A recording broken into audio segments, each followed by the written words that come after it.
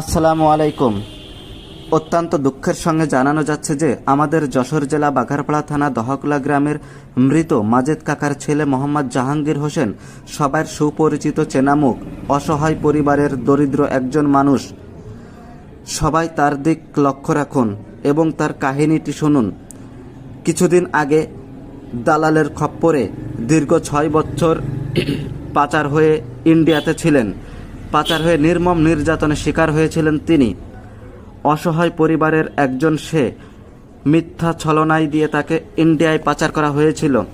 সেখানে থাকাকালীন বিনা চিকিৎসায় দিনের পর দিন, রাতের পর রাত তাকে নির্যাতন করেছে এবং সেই নির্যাতনের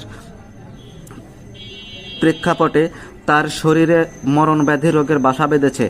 তার শরীরের বুকে ঘা হয়েছে এবং পিত্তির থলিতে পাথর হয়েছে। এছাড়াও অন্যান্য ফুসফুসের সমস্যা দেখা দিয়েছে। এতে অনেক টাকা পয়সার প্রয়োজন। আর্থিক সহায়তার জন্য দেশ বিদেশ প্রবাসী ভাইদের কাছে সাহায্যের আবেদন জানাচ্ছি।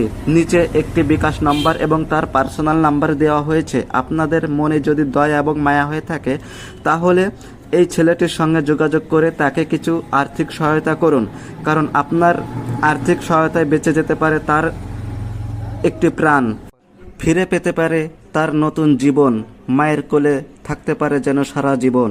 দোয়া করি সবার জন্য, সবাই ভালো থাকুন।